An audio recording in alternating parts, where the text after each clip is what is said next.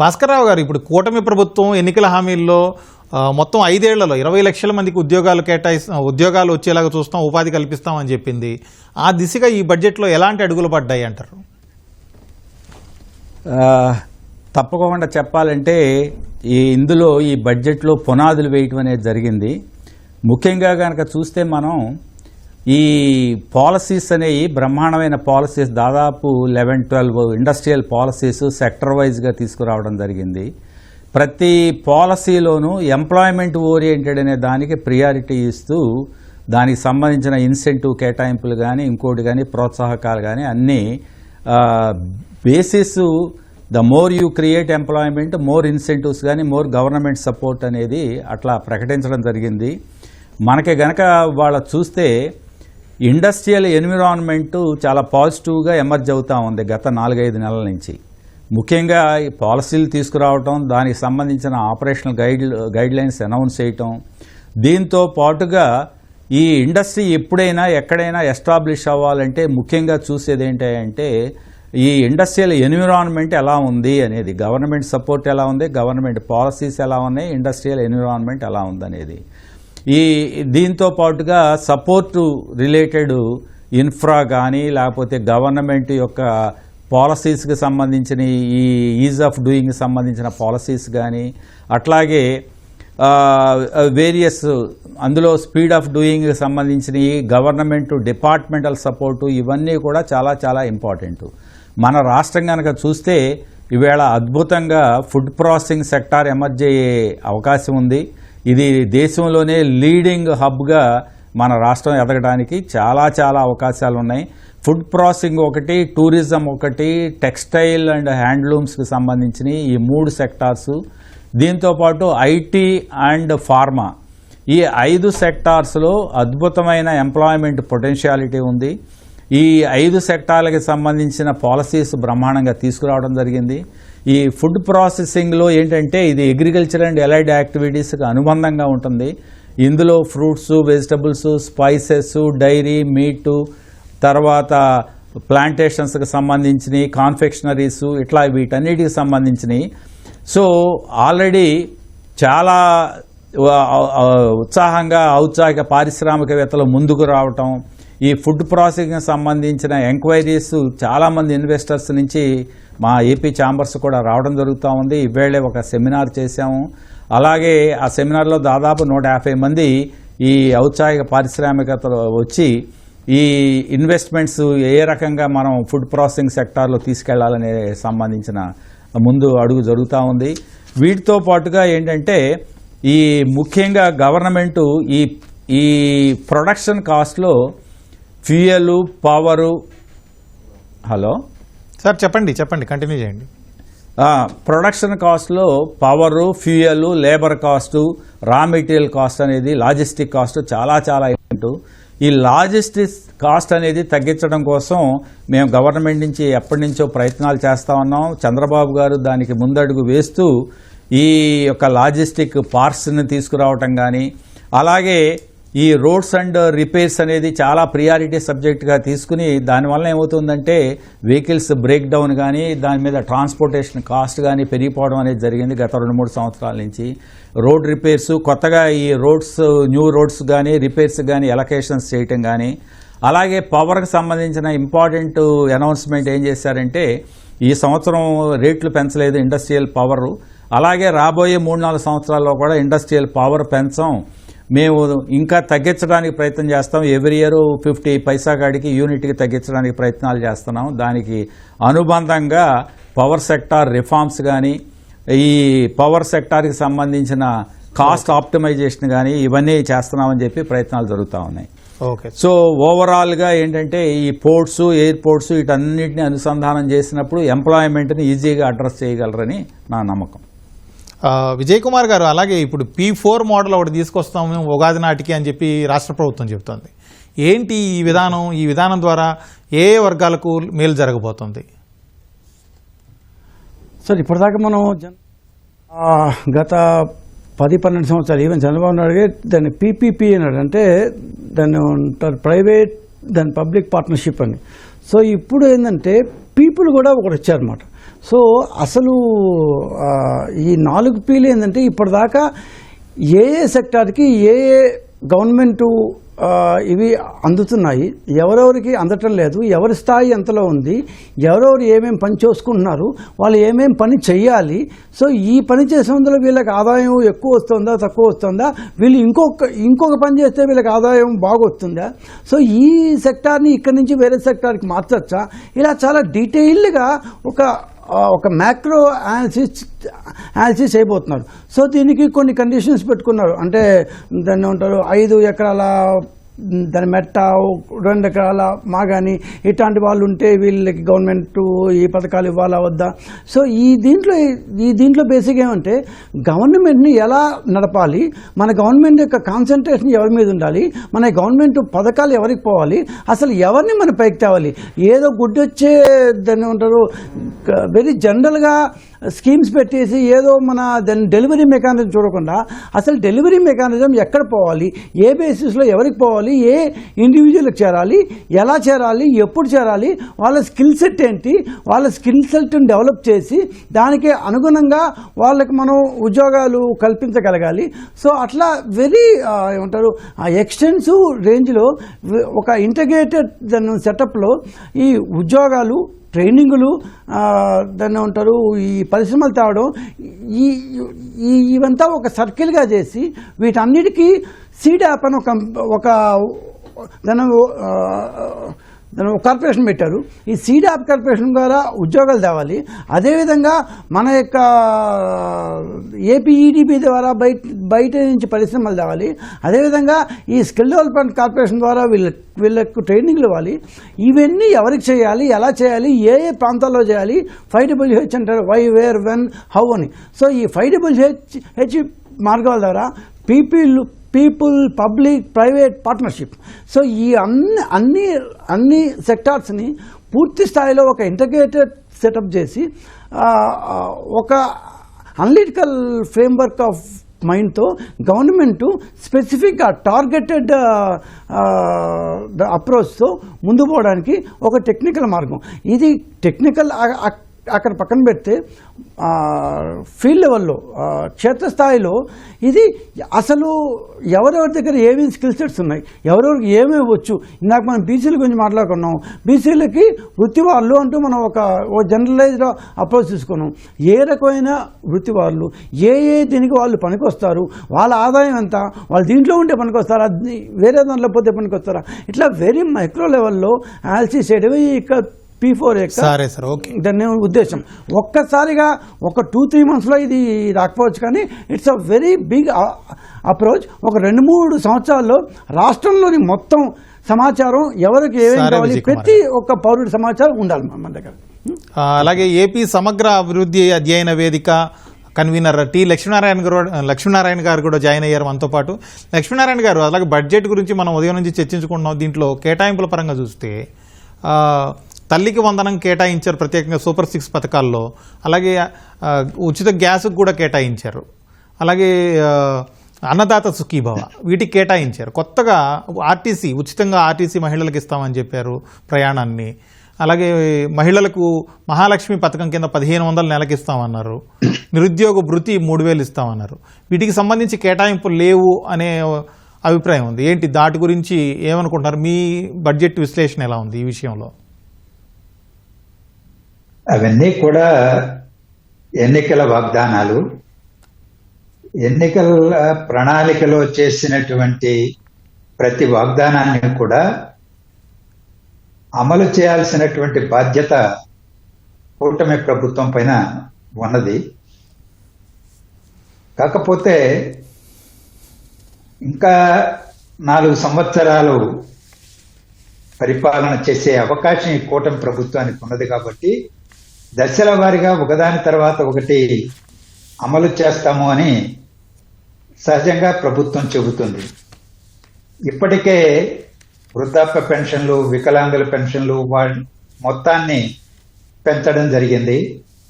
Gas పథకాన్ని అమలు చేసే దానికి ప్రారంభించారు. మొదటి సిలిండరు ఇచ్చారు.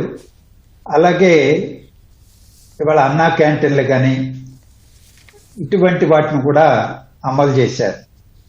సరే, ఇక అమలు చేయాల్సినటువంటి వాటిలో మేజర్గా ఉచిత ప్రయాణ సౌకర్యం మహిళలకి ఆర్టీసీలో, అది చాలా ఆర్థిక భారంతో కూడినటువంటిదే కాకుండా అనేక సమస్యలు ముడిపడి కూడా ఉన్నాయి.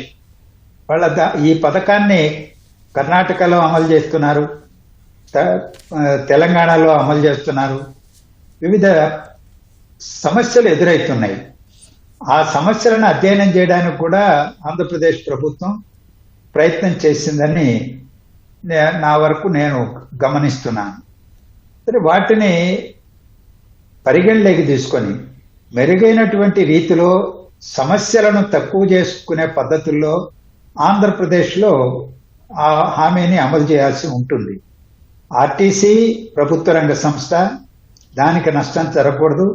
అలాగే ఈ రవాణా ఎప్పుడైతే ఉచితం అంటారో ఆటో డ్రైవర్సు, ట్యాక్సీ డ్రైవర్సు వీళ్ళందరూ కూడా స్వయం ఉపాధి పొందుతున్నటువంటి తరగతి కార్మికుల పైన కూడా అది ప్రభావం చూపెట్టేటువంటి చర్య. నా హైదరాబాద్లో ఇతర ప్రాంతాల్లో చూసాం. అలాంటి ఉన్నప్పుడు వాళ్ళకి ఏ విధంగా నష్టం జరగకుండా చర్యలు తీసుకోవాలి. ఇలాంటి వాటిని శాస్త్రీయంగా అధ్యయనం చేసి అమలు చేయాల్సినటువంటి బాధ్యత అయితే ప్రభుత్వం పైన ఉన్నది.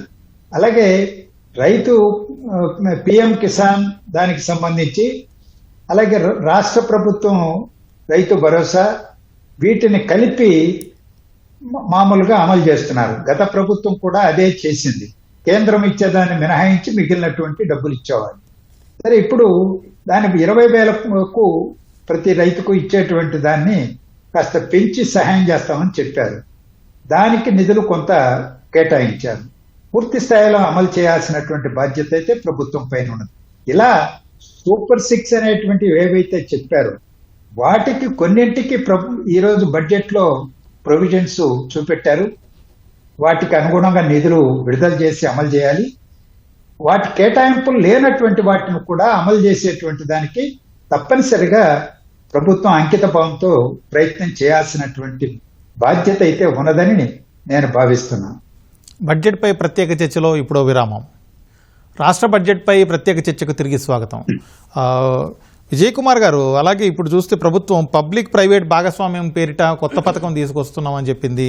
దాంట్లో పీపీపీ ప్రోత్సాహానికి 2,000 కోట్లతోటి ప్రత్యేకంగా వైబిలిటీ గ్యాప్ ఫండ్ని ఏర్పాటు చేస్తూ ఒక నిర్ణయం తీసుకుంది. దాంట్లో కేటాయింపులు చేస్తుంది. ఇది ఏ విధంగా ఉపయోగపడుతుంది అంటారు?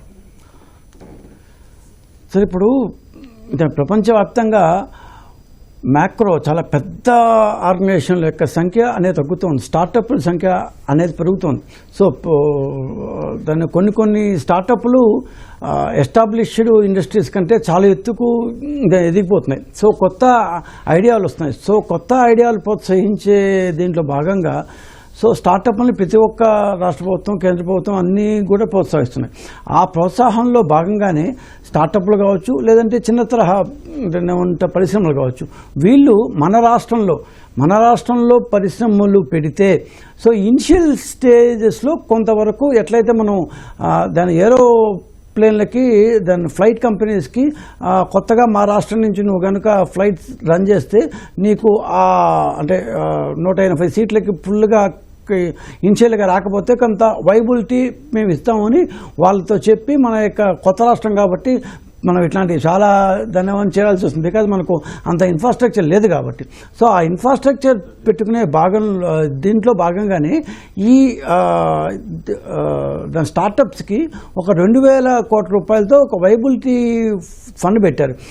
ఇది కేవలం 2,000 కోట్ల రూపాయలు కానే కాదు, ఇది 2,000 కోట్ల రూపాయలతో ఒక ఇనిషియల్ దాని కార్పస్ ఫండ్ ఇది. సో ఇది ఎన్ని ఎక్కువ పరిశ్రమలు వస్తే అన్ని ఎక్కువ పరిశ్రమలకు ఇవ్వడానికి సిద్ధంగా ఉంది. అందుకే మనం ఇప్పుడు 40,000 కోట్ల రూపాయలు ఏదైతే మనం క్యాపిటల్ ఫండ్ అనుకుంటున్నాం దాంట్లోకి ఇది కూడా చేరుతుంది. సో ఈ యొక్క ఇన్ఫ్రాస్ట్రక్చర్ ప్రాజెక్ట్స్ కావచ్చు, లేదంటే కొత్త ఐడియాస్ కావచ్చు, కొత్త దాని పరిశ్రమలు కావచ్చు, ఎవరైతే స్టార్టప్స్గా వస్తున్నారో వాళ్ళకి కొంత వైబిలిటీ ఇచ్చి ఒక గెస్టేషన్ పీరియడ్, అది 1 year 2 years అని ఆయా కేస్ టు కేస్ బేసిస్లో చూసి ఈ కొంత వాళ్ళు వాళ్ళ కాళ్ళ మీద వాళ్ళు ఉండి వచ్చేదాకా వాళ్ళకి ఒక దాని ఫండ్ ఇవ్వాలి, వాళ్ళకి కొంత తోడ్పాటు ఇవ్వాలి అని ఒక వినూత్నంగా ఒక ఇన్నోవేటివ్ది. సో మనం మామూలుగా ఏమంటారు సబ్సిడీలు ఇస్తాం. ఇది సబ్సిడీలు కాకుండా నువ్వు ఆల్రెడీ మొత్తం నువ్వు పెట్టుకుంటే నీకేమన్నా కొద్దిగా నష్టం వస్తే ఆ నష్టాన్ని మేము ఈ ఒక 2-3 సంవత్సరాల పాటు ఆ కేసు టు కేసు బేస్లో భర్తీ చేస్తాము. సో నువ్వు నీ కాళ్ళ మీద నువ్వు ఉండి లాభాలు సంపాదించేదాకా మేము ఇస్తాము అని ఒక ఇన్నోవేటివ్ ఈ మార్గం స్టార్ట్ చేశారు. So it's a very very good project for దాని బడ్డింగ్ ద ఎంటర్ప్రెన్యూర్స్. కొత్తగా వచ్చే వాళ్ళకి ఇట్లాంటిది చాలా ఇది ఉంటుంది. ఎందుకంటే వాళ్ళ దగ్గర డబ్బులతో కొన్ని రోజులు దాన్ని రన్ చేస్తారు. So it's a very good project అండి. భాస్కర్రావు గారు, అలాగే 2047 నాటికి $2.4 ట్రిలియన్ ఆర్థిక వ్యవస్థగా రాష్ట్రాన్ని తీర్చిదిద్దాలని, అలాగే తలసరి ఆదాయం $43,000 చేరాలని ఒక లక్ష్యం పెట్టుకుంది ప్రభుత్వం. ఇప్పుడు ఈ బడ్జెట్లో కేటాయించినటువంటి కేటాయింపులు కావచ్చు, తీసుకుంటున్న చర్యలు, అలాగే ప్రభుత్వం ఇంకేం చేస్తే ఆ దిశగా అడుగులు పడతాయి, అంత స్థాయికి ఎదగొచ్చు అంటారు? ముఖ్యంగా ఏంటంటే ఆ విజన్కి 2047 విజన్కి ఇక్కడ పునాదులు వేసినట్టుగా ఉంది. ముఖ్యంగా ఆర్థిక వ్యవస్థ అతలాకుతలమైన సందర్భంలో దాన్ని గాడిలో పెట్టడానికి ప్రయత్నాలు. అదేవిధంగా మన సదరన్ రాష్ట్రాలు కనుక చూస్తే మనం ఇండస్ట్రియల్గా చాలా బ్యాక్వర్డ్గా ఉన్నాం. ఒక ఇంపార్టెంట్ క్యాపిటల్ మీరు ఒక తెలంగాణ తీసుకోండి, లేకపోతే తమిళనాడు తీసుకోండి, లేకపోతే కర్ణాటక తీసుకోండి, రాష్ట్రాలకి 60 to 70% రెవెన్యూ అనేది స్టేట్ క్యాపిటల్స్ నుంచి, ఒక హైదరాబాద్ నుంచి, ఒక చెన్నై నుంచి, ఒక బెంగళూరు నుంచి వస్తుంది. అన్ఫార్చునేట్గా మనం ఇవాళ కూడా అగ్రికల్చరల్ అండ్ అలైడ్ బేస్డ్ యాక్టివిటీలోనే ఉన్నాము. ఎక్కువ పర్సంటేజ్ మన యొక్క ఇన్కమ్ కానీ ప్రజల యొక్క డిపెండెన్సీ కానీ. ఈ అమరావతి క్యాపిటల్ అట్లాంటి భర్తీని మనకి చేయాల్సిన అవసరం ఉంది. ఒక గ్రీన్ ఫీల్డ్ సిటీని ఎంత త్వరితంగా కనుక మనం పూర్తి చేసుకుంటే అంత రాష్ట్ర ఇన్కమ్ని పెంచడానికి ఉపయోగపడుతుంది. ప్రపంచవ్యాప్తంగా ఎన్నో కంట్రీస్లో ఎకానమీ స్టాగ్నెంట్ అయినప్పుడు కొత్తగా ఇటు innovative projects, green field cities కూడా ప్లాన్ చేస్తూ ఉన్నారు. అప్పుడు ఎకనామిక్ యాక్టివిటీ అనేది జోరందుకుని బ్రహ్మాండంగా ఆ రాష్ట్రానికి, ఆ ప్రదేశానికి ఊతమిస్తుందని. ఇవాళ ఈ Amaravati capital green field city రాబోయే 3-4 సంవత్సరాల్లో కంప్లీట్ అయ్యి, అలాగే పోలవరం ప్రాజెక్ట్ కనుక కంప్లీట్ అయ్యి, ఇంకా ఈ చాలా ఇరిగేషన్ ప్రాజెక్ట్స్ వెలిగొండలని, వంశధారని, ఇట్లాంటివన్నీ ప్రాజెక్ట్స్ వంశధార, ఆంధ్రనీవా, ఇవన్నీ కనుక కంప్లీట్ అయ్యి మనకి ఇండస్ట్రియల్ కారిడార్స్ 3 ఇండస్ట్రియల్ కారిడార్స్ వెళ్తున్నాయి. ఇందులో నోట్స్ కూడా కేటాయింపులు చేశారు. అలాగే సెంట్రల్ ఫండింగ్ కానీ, various Asian development bank, other banks యొక్క ఫండింగ్ కానీ. సో పోర్ట్ బేస్డ్ ఎకానమీ ఉంది, ఇండస్ట్రియల్ కారిడార్స్ వెళ్తూ ఉన్నాయి, బ్రహ్మాండమైన agriculture and allied activities, food processing develop చేయడానికి ఎంటర్ప్రెన్యూర్షిప్ అనేది ఉంది. పాజిటివ్ ఎన్విరాన్మెంట్, ఇండస్ట్రియల్ ఎన్విరాన్మెంట్ కనుక క్రియేట్ అయితే డెఫినెట్గా విజన్ని ఈజీగా అందుకోవడానికి అవకాశం ఉంది. లక్ష్మీనారాయణ గారు, అలాగే ఇప్పుడు ఓవరాల్గా మొత్తం రాష్ట్ర బడ్జెట్ చూస్తే 3,22,000 కోట్లకు పైగా కేటాయింపులతోటి బడ్జెట్ ప్రతిపాదించింది. ఈ బడ్జెట్లో అభివృద్ధికి, సంక్షేమానికి, అలాగే వివిధ రంగాల, వివిధ వర్గాల అభ్యున్నతికి ఏ విధంగా ఉంది, ఏ విధంగా ఉపయోగపడుతుంది ఈ బడ్జెట్? ఇంకా ఏం చేస్తే బాగుండేది అంటారు?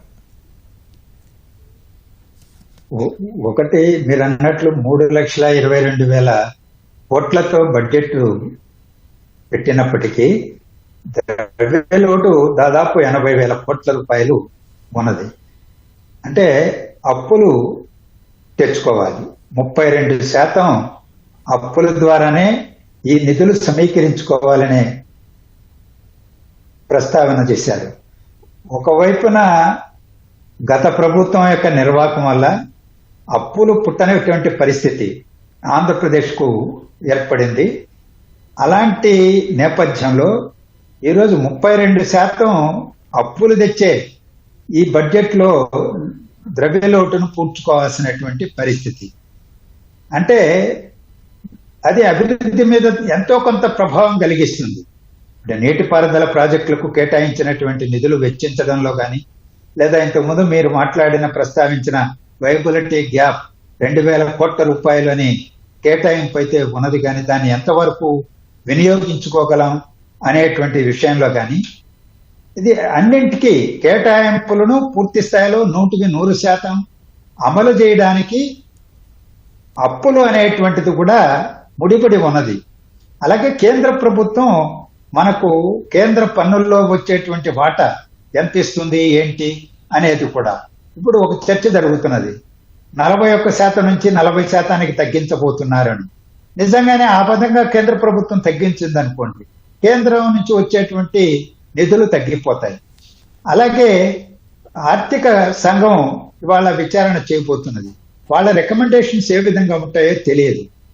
అనేక విషయాలు కేంద్రం ఇచ్చేటువంటి తోడ్పాటు, కేంద్ర ప్రాయోజిక పథకాల ద్వారా సంపాదించుకునేటువంటి వెసులుబాటు, రాష్ట్రంలో ఆదాయం, పన్నుల ఆదాయాన్ని పెంచుకోవాలి. పన్నుల ఆదాయం 34% ఇవాళ ఉన్నది. ప్రజల కొనుగోలు శక్తి పెరిగితేనే పన్నుల ఆదాయం పెరుగుతుంది, లేకపోతే మరి పెరగదు. ప్రజల కొనుగోలు శక్తి పెరగాలంటే ఉపాధి అవకాశాలు పెరగాలి. ఇవాళ విద్యుత్ ఛార్జీలు గత సంవత్సరం పెంచారు, ఈ సంవత్సరం పెంచకూడదని నిర్ణయం చేశారు. ఇప్పుడు విద్యుత్ సంస్థలన్నీ కూడా అప్పుల ఊబిలో ఉన్నాయి, వాటిని బయటపడేయాలి. లేదా ఆర్టీసీకి, రవాణాకి, వీటన్నింటికి కలిపి ఈరోజు 8,000 కోట్ల రూపాయలు పై చిలుపు చేశారు. రేపో మాపో ఉచిత ప్రయాణ సౌకర్యాన్ని మహిళలు కల్పించారనుకోండి, దాన్ని సబ్సిడైజ్ చేయాలి. అనేక సంక్షేమ పథకాలు, ఎన్నికల హామీలు అమలు చేసేటప్పుడు వేరే ఖర్చులన్నీ కూడా రాష్ట్ర ప్రభుత్వం భరించాల్సి వస్తుంది. అప్పుడు సరే సార్, conclude మూలధన పెట్టుబడులు అనేటువంటిది ఈరోజు ఏదైతే బడ్జెట్ లో కేటాయించారో ఆ మేరకు వెచ్చిస్తారా లేదా? మూలధన పెట్టుబడులు సరే సార్, conclude పెట్టకపోతే చేద్దాం. సంపద పెరగదు. ఓకే సార్, సరే సార్. ఇది ఇవాల్టి బడ్జెట్ పైన ప్రత్యేక చర్చా కార్యక్రమం. నమస్కారం.